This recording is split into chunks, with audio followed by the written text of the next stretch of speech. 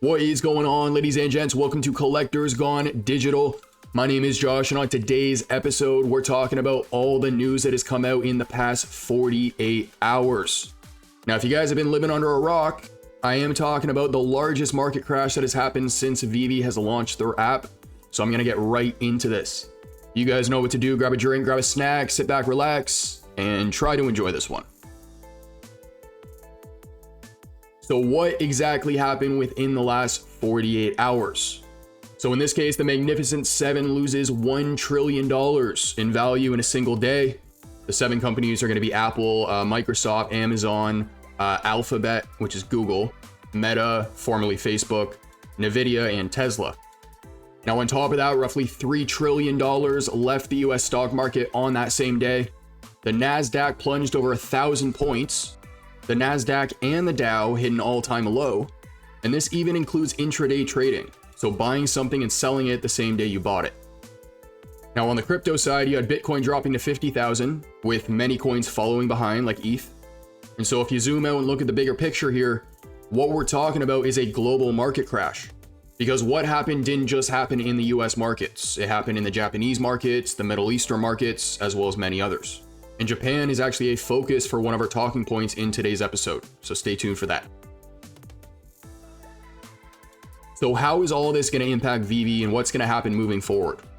Now, to be honest, my answer to that is I don't know, but on screen is a list of potential things that could happen. So the first thing is that people may cut back on discretionary spending.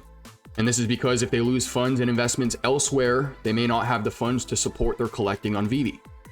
The second point I have here is that investors may pull back from speculative plays, and this would be a way for them to reduce their risk.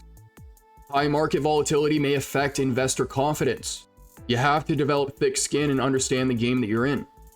Next, VeVe can experience reduced liquidity as users cash out their investments to cover losses in other areas. So before we were talking about how people may have less disposable income, well, now they may have none at all, and they actually have to cash out some of their collection.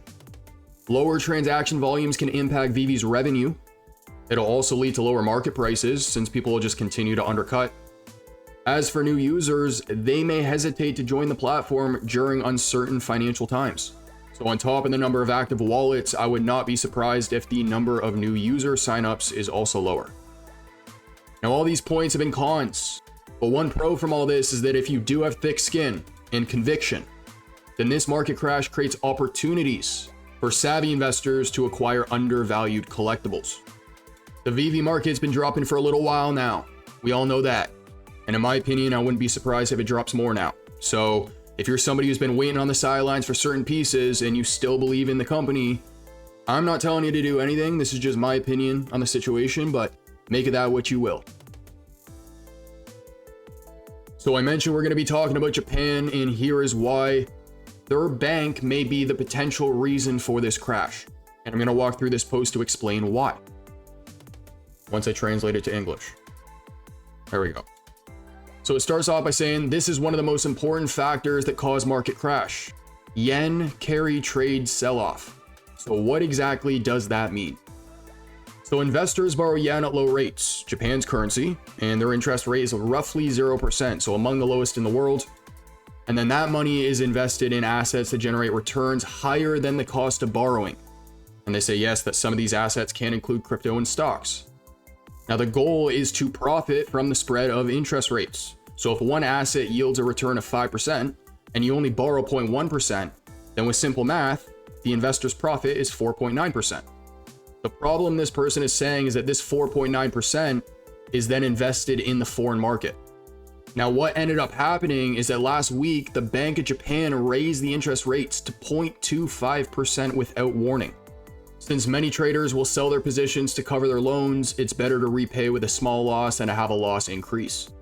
So personally, this is what I think happened in the market. Yeah, so, and I'm pretty clear that I don't come from the crypto side, which is why I want to include posts like this, because this person can speak on it way more than I possibly could. But now that we have covered this news about the market crash, it's time to move on to our next topic. Uh-oh, more news. Another platform closes. This time we're talking about 𝗖𝗵𝗔's marketplace. But yes, ladies and gents, 𝗖𝗵𝗔 has given notice that they're closing it down. In their words, we are retiring the 𝗖𝗵X marketplace and expanding our marketplace partnerships. Now, the marketplace was originally built to showcase features to developers, and this was via their SDK. But since then, they say that successful projects have been created that have grown massively. And so 𝗖𝗵X prefers to support these marketplaces instead of, in their words, competing against them.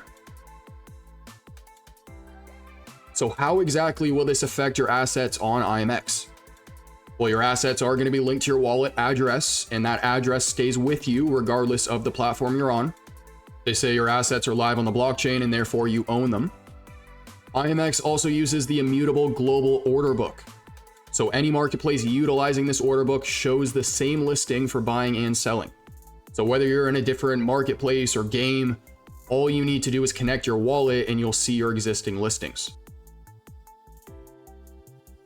Now, I wanted to round today's video off by talking about everything that's going on and give my thoughts and opinions.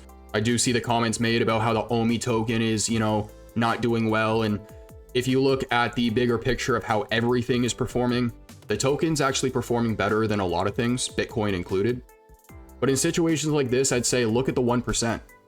I've never in my life understood why you would listen to somebody who is not in a position you would want to be in. And if you look at the companies that are holding the most Bitcoin, BlackRock, Fidelity, Grayscale, and MicroStrategy, none of them have sold any of their Bitcoin despite the crash. So before I was saying you gotta have thick skin, you gotta understand the game that you're in. We have reports of Charles Schwab and Robinhood who are apparently denying people access to their accounts. If that's the case, that's absolutely ridiculous, but it's not the first time it's happened. The same thing happened with Robinhood back around COVID time. They didn't let people cash out. There was a whole storm around it. So on top of understanding the game that you're in, understand who you've put your money with. Be aware of the moves that you make so you can pick up on the ones that you shouldn't make again. If we go back to something like the FTX debacle, which is smaller than what we're talking about here, this market crash was bigger.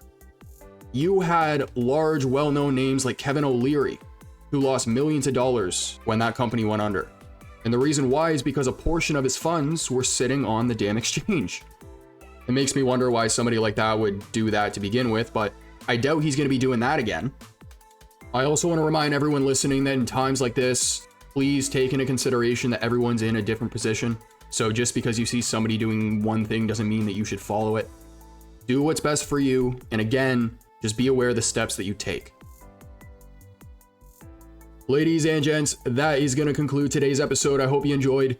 That was another two-parter. Part 1, discussing the market crash. Part 2, discussing the 𝗖𝗵X marketplace closing. We also have the D23 event coming up, so if you guys are going to that, safe travels, enjoy your time at the event, and make sure to take lots of photos.